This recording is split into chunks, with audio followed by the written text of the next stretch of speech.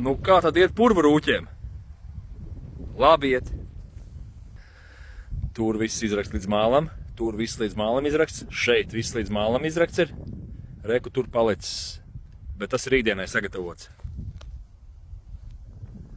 Un ar šito gājienu, šito garo strelu, šito kvadrātu viss izrokam. Viss aiziet uz to pusi.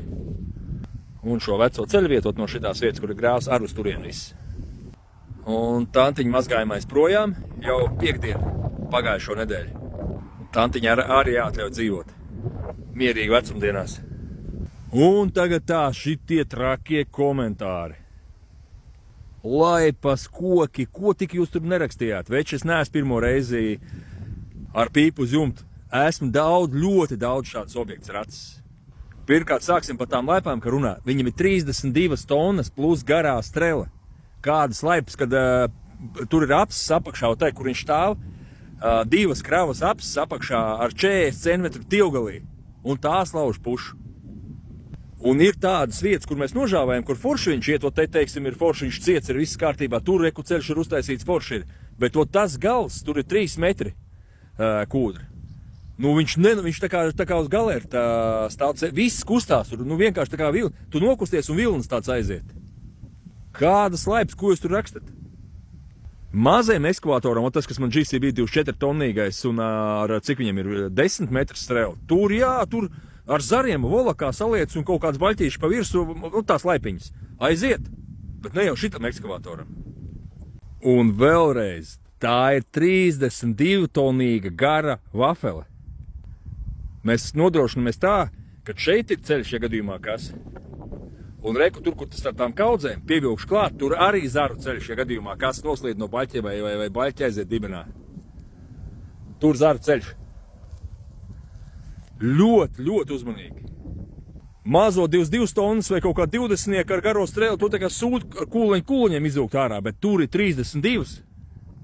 Bet, plus, kad viņam mīnus ir tas, ka jā, viņam vajag stingro pamatvajag, bet, tas metiens, tas ir vienkārši šitien te ar izstieptu aizsniedz ierots un ar izstiepu izmet, 40 metri gandrīz vai, jā. 40 metri. Super aparāts.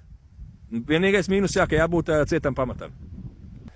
Tur tas ūdeņš paliks, tur neko izdarīt nevaram, jo tur tas katapilārs nokrim tur. Mums arī pabrīdināja klients, ka tas tur paliks, tur neko izdarīt nevaram. Un pārēsim to dibenu ar planējumo kausu. Reku te viss, kur tie grāvi, viss tas sarakāts tāds un dīķim to te uzbraukt nevar pa šitām kaudzēm. Tie apjomi, tu telefonā neredz to apjomu, bet viņi ir baigie, tas apjoms. Vienkārši no dīķa iekšpuses uz augšu tā uztumsim. Iziesim visu apkārt. Un garo strelu nobrauks lejā un tos kuruma rakums viss izmetīsim ārā. Bet, purviņš padevās mums, jā, padevās. Viss tur pēdējais kvadrāts ko palicis ir un ir izmests. Tāds ņegodņiks baigais iesūca ekskavatoru un te bišķi pačakarējāmies, jā. Un šādi izskatās no šīs puses, no ceļa reku ceļš, no šīs puses. Es telefonā izstāstu, viņš baigi maziņais tas dīķis. Neizskatās, ka viņš tik iespaidīgs, un tās kaudzes arī izstāst maziņas, bet tur kubi ir šausmīgie. Un tad lūk, šitas mazais kvadrātiņš mums palicis tikai ir.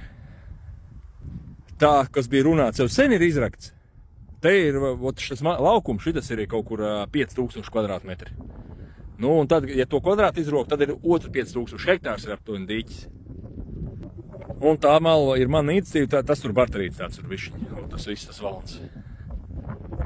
Un rīt, ka izsviedīsim to vietu ārā, ja, ka izmetīsim, tad uztaisīšu vēl video. Tad būs redzams tas apjoms.